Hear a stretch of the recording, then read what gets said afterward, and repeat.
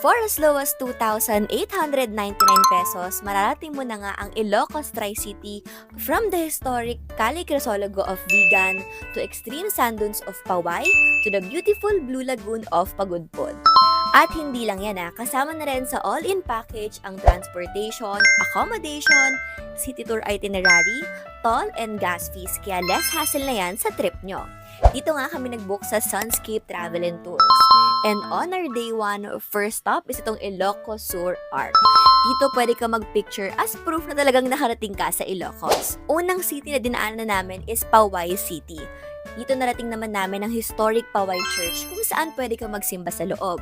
At sa labas naman, merong drone shot rental kung saan pwede ka magpakuha ng makita ang laki at ganda ng Paway Church.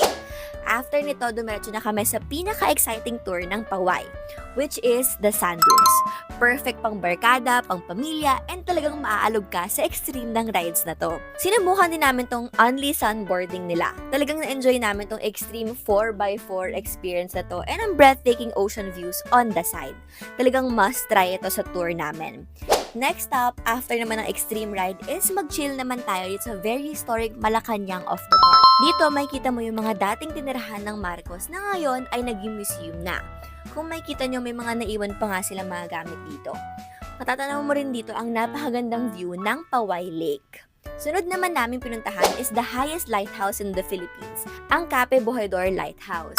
Dito hindi na kami nakaakyat sa taas, gawa ng medyo fragile na nga daw ang structure at hindi na advisable sa mismong tuktok ng tower. Pagtapos na, lipat naman tayo sa kabilang city ng Ilocos, ang Pagudpod.